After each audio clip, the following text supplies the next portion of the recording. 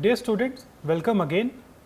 We were discussing the part 10, the controlling mechanism or the management controlling, and so far in this particular part we have got an idea about the concept about the controlling, the nature and the characteristics of the controlling, importance of the controlling, element of the controlling, and the limitation of the controlling. And in the module 48, we will be thoroughly discussing the two types. One is the types of the controlling and the steps of the controlling processes. So, let us try to review the things that we have got it so far.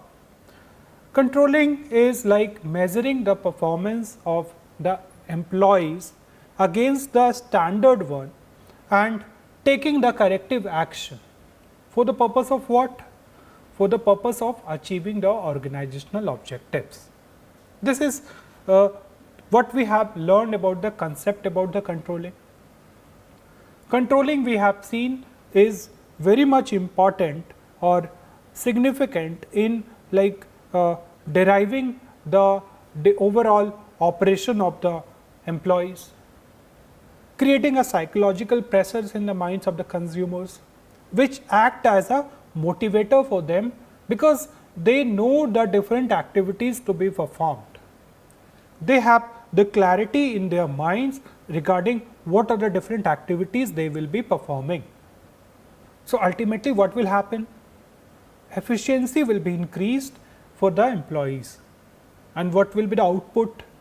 The output will be the achievement of your organizational goals. We have seen the relationship between planning and the control. Both are inseparable, and your planning and controlling is a function that goes hand in hand. In the last module, we have like insightfully discussed about how these two functions can be clubbed together for achievement of organizational objectives. It is very important that before the controlling activities are planned, the planning activity should be designed. And once the planning activities are done, the controlling mechanism should be set, because if any of the function is missing, the objective of the organization can be hampered, or they will not be able to achieve as it was planned. What are the elements that will planning gives towards the controlling? We have also discussed, like once the planning activities are done, you have the clarity about the objectives. In the planning stage itself, the standardization is set, a benchmark is created, and based on that benchmark, all the employees are directing their efforts to achieve those benchmarks. Now come to the second part, the controlling. What the controlling element is very much important. It is with respect to like measuring the performance of the employee, comparing the performance with the standard one which has been set in your planning activity, and observing any kind of deviation and taking the corrective action. This is the overall like we have seen so far. We have taken some examples as well to understand it practically. The company was planning to sell 50,000 smartphones.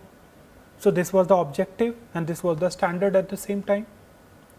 They have not achieved because they only sold 30,000 smartphones. So, this is the actual performance. What is the deviation or the variation? Deviation is shortfall of 20,000 smartphone. So, what will be the corrective action that will be implemented? Corrective action is with respect to reducing the price of the smartphone, creating wider market up for the smartphone, or changing some of the technicalities of the smartphone. Okay. So, you can see the beauty of planning as well as controlling in achieving the overall organizational objectives. So, with this, let us try to understand the different types of the control, and largely you will see there are three types of the control. What we have seen so far is a controlling type is the very first one is post control or the feedback control mechanism. What we have learned, like controlling is done after the activities are over. So, this is the very first type of the controlling process. Second is concurrent control. It means real time controlling mechanism. It is not done after the activities are over, but it will be done with the ongoing process. So, this is the second one, and third one is feedback or pre-control. Like before the activities is planned, you or after the activities are planned or before the implementation of the activities, you like foresee the different kind of obstacles that can hurdle the plan. So, this is your pre-control or feed forward process. So, these are the types of the control, or these are the basic differentiation. Now, let us try to understand what actually these types of the controls are. Very first one, it is post control or the feedback control mechanism. Okay. It is viewed as historical or post action control. Post action control means like whatever the like observation you have in the controlling process, you try to implement in the next project. You cannot go back in the time and correct all those shortfalls or the loopholes. So, what you can do? You can try to minimize those obstacles or those mistakes in the upcoming project. This is the feedback mechanism. Okay. Results are measured after the performance. After the project is completed, the results will be measured. Such measurement provide information about how goals has been achieved. Some examples of these types of controlling mechanism is accounting records, disciplinary action, performance appraisal, budgetary control, and quality inspection. Okay. Like you take the budgetary control as one of the measures, like you set the budget for the production department to manufacture 10,000 units of the product at the price 12 rupees per unit, and based on that you have allocated the budget. You have given the money to that production department. Now, after some period of time, after the production process is over or in the middle of the production process, the production manager comes with the query that they are not able to manufacture the per unit product price with rupees 12, and the cost is exceeding by 2 rupees and the product price per unit is 14 rupees. What the manager will be doing? Manager will be like looking what are the different kind of problems because of which the product price per unit has increased. So, the production manager will be submitting the report that the deviation is because of the increase in the raw material prices from the supplier, and because of which the price product per unit has increased by 2 rupees. So, it is actually after the project is completed, after the performance has completed, you are submitting or you are providing the feedback about the deviation which has been occurred. Okay. That is why it is a feedback control mechanism. It is also called as a feedback control system. Again, we can take another example is the quality inspection. Like in an organization, in the production department, there is a quality inspector. Okay. Now, the task of the quality inspector is to check whether the product which is manufactured or the sample of the product which has been manufactured is manufactured using the appropriate raw material or the standard which has been fixed at the plant stage or not. The quality of that particular raw material is optimum or not. Okay. So, it is very important that these type of mechanisms should be developed, and it is the part of your very first type of the control mechanism, that is post control or the feedback control mechanism. All right. Second is the concurrent control system. It means like it is also known as real time or the steering control. Like as you drive a car or a bike, you have a full control of where you are going. You can like take the brake, or you can accelerate the speed of the car based on the situation. The same thing can be compared in the organization as well. Like when you see any kind of deviation, instantly you take some kind of remedial action that will like limit the higher deviation for the future, and you take the like corrective actions. Okay. Concurrent action occurs while any activity is still taking place. It means like suppose the case 1 that we have taken, the product price ultimately increased to 14 rupees per unit. Now, the moment the supplier, and we have gotten a conclusion that it is because the supplier has increased the raw material prices. Now, the concurrent control will be the moment you have observed that the raw material prices is increased by like whatever the price it will be, you take the corrective action there only. You may be selecting some other supplier, or you may be like going for alternate raw material that will not hamper the like the quality of the pen or the quality of the product. Okay. So, this is the concurrent plan. Concurrent control occurs while an activity is still taking place, and industry quality control chart is an example of concurrent control. Inventory control, production control, these are some of the examples. Okay. Like inventory control mechanism, if suppose you want to increase the production, all right, your planned production was 5,000 unit per month, but you have seen an opportunity in the market that the consumer's demand is rising. So, you exceeded your production to 7,000 per month. So, you have an idea that you will be requiring more raw material, more machinery, or more other resources. So, you can instantly you can take some remedial action.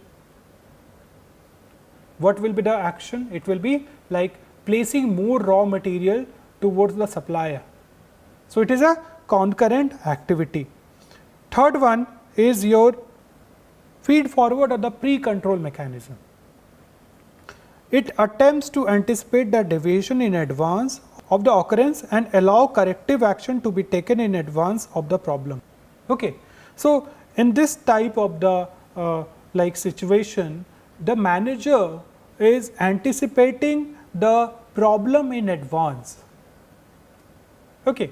And they will be like taking some kind of action that will like negate those situations in the future. All right. Therefore, it is also known as predictive control or preventive control or the pre-control measures. So, in this slide, we have got an idea about 3 types of controlling measures. Very first one is the traditional thing, like once the performance is completed, you are measuring the performances and taking the corrective actions. Second is the concurrent control, where with the ongoing performances, you see that any kind of deviation which is occurring, you quickly take those decisions to remove those deviations. And third one is way ahead, like you are very predictive that these things can happen. So, you have a plan B to negate the impact of those factors in your existing plan.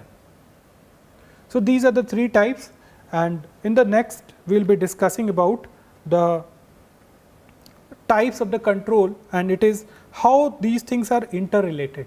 Okay. Like feed forward is like anticipating the problem at the very first stage. Okay. This is the third one, and it will provide the information, okay, and it will be processed towards the concurrent plan. All right. So, concurrent plan is like correct problem as they happen, anticipate the problem, and correct plan after they occur is the feedback control mechanism. So, you will see that it has some relationship as well, like feed forward plan, you are anticipating that these things can happen. Okay, supplier may be increasing the price because at the international level the raw material price has also already increased. So, you got an anticipation that it can happen to your organization as well. Okay. So, it will provide an input towards the management, an idea that likely the product or the supplier can increase the price. Concurrent plan means like what could be the way out, what is the processes. Processes could be like searching for alternate raw material or searching for alternate supplier. All right. And output is actual performance which is being like done by the different subordinates, and how you are measuring it. All right. So, this is the types of the plan, and in the second part of the discussion we will be trying to understand the different steps in the controlling process. Okay. So, this is very interesting, and we try to like use some example to understand the controlling steps. Very first one, establishing standards. Okay. And before that, like it is not the part of the controlling process, it is the planning activity, planning functions. Planning function will give you an idea about your objectives, but it will be not a part of the controlling mechanism. Okay. But it like before the controlling thing is done, you need to have the proper planning activity. Okay. Then you need to set the objectives. Okay. Let me take another example, like an educational institutions launching a new course in marketing in AI in marketing. Now, we will be starting with the example. A company or a educational or a university, better it call it as university XYZ is planning to start a new course. The new course is AI in marketing. All right, very good. Now, what is the objective? The objective is to enroll 5,000 students for this course at the very first semester, per semester. So, objective is to introduce a new AI in marketing course. Now, what will be the standards? Standard is establishing the standards means you want to reach out 5,000 students enrollment per semester. That is a very big objective. Now, the establishing standards is of two types. One is your cost with respect to the qualitative standards, and another is your one is the quantitative standard, another is your qualitative standards. All right. Now, the qualitative standard is with respect to some of the factors. One factor could be your cost, your revenue, your time, your physical resources. All right. Suppose cost one of the quantitative factors. So, one factor like 5,000 students that they will be enrolling. Okay, so what is the cost? You need to like charging rupees 2,500 per students, and overall the cost that you are incurring is like 1,500 per students. So you are getting a profit of 1,000 per students. Okay.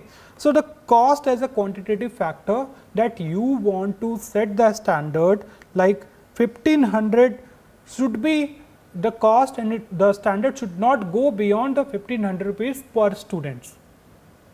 Okay, this is the cost standard. Revenue standard could be that you want to earn suppose 50 lakh rupees per year for this course. So you will see the variation in the standard. Variation could be with respect to the cost, with respect to the profit, with respect to the revenue or the sales, with respect to the time. Time is very important aspect. Suppose you have not set the time, okay, the deadline is not set, like in how many years you will be achieving the 50 lakhs of the revenue from this course. Okay. So it should be the quantitative factor should be with respect to time only. If the standard is set for 2 years, if it is exceeding 2 years, then you need to take some corrective actions as well. And last one is a physical with respect to the different kind of resources that you are using.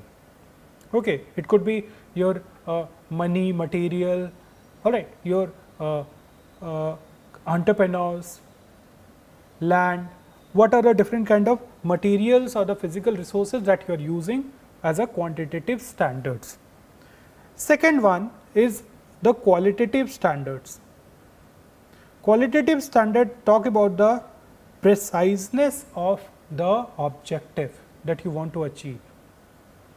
Okay, like whether the employee in the organization have clear thing about what they want to achieve or what are their standards. It should be very precisely, it should be like discussed with the different subordinates or the different managers.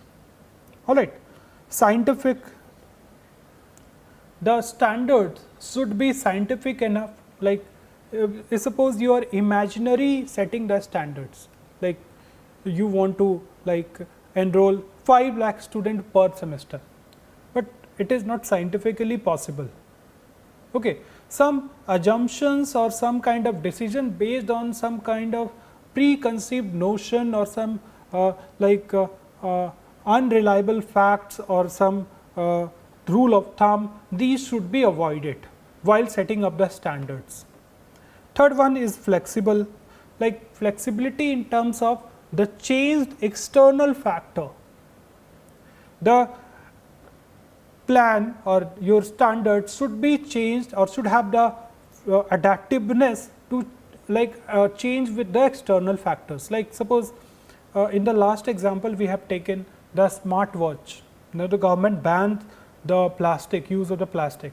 So how effectively you can adapt with the changed situation is your flexibility, and feasible at the same time. Like you are setting up the standard like with respect to like achieving the profit. You want to achieve the profit of 60% in the very first year. This is not feasible, because at the very first stage you may have to incur too many costs, okay, with respect to the promotion of the product, with respect towards the raw material prices and all, and so many other aspects. Now once the objectives are set, once the standards are established, the qualitative as well as the quantitative standards, you will be measuring the performance of the employee.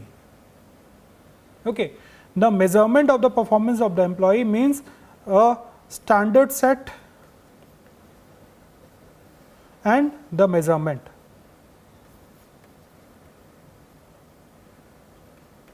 Now what was the standard set? The standard set was 5,000 students per semester was the standard. So, at the end of that thing you have the standard of 5,000 students. Now, the only 3,500 students registered for the semester. Now, what will be the next thing? The next thing will be the comparison. Okay. The comparison between the two this one and this one. So, the comparison makes a clarity in the management that whether they have achieved the desired result or not. What was the desired result? 5,000 student enrollment per semester. Have they achieved it? No.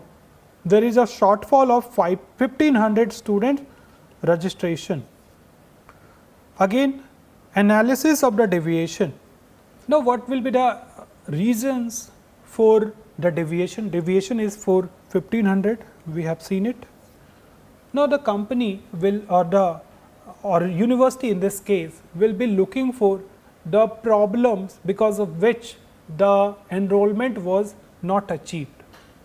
It may be there could be n number of factors. One could be the high fees. Okay. Another could be it is online based. So, students are not liking the understanding of the AI in marketing in online platforms. It could be the competitors like IIMs or IITs, they have advanced course in the AI in marketing. So, the university has very less experience with respect towards this course. It may be faculties are not popular to teach this particular course, and there could be unlimited number of factors that could lead towards this deviation. So, the management or the controlling process should be very much efficient to exactly know that why this deviation is occurring. Okay. So, deviation analysis of the deviation is understanding the different reasons for the shortfall of the sales, or it could be in our case it is the low registration. Again, the corrective action. Now, the corrective action is also very important with respect to how you can improve the things in the next project. Okay. In the next time the university may go for another online course. Okay. It could be AI in IT. Okay. This could be another course. So, what are the problem that they have identified, how these problems can be tackled in the next project? It may be the company will reduce the price of the course. It may be the company will hire some of the good faculty from IIMs or the IITs or some of the foreign universities. It could be the university may have an option, providing the option to go for online as well as the offline mode, the hybrid mode. So, these problems will be tackled, and this is the most important aspect in the controlling mechanism, that how you are able to rectify the problem and understand and identify the scope for the improvement in the upcoming project.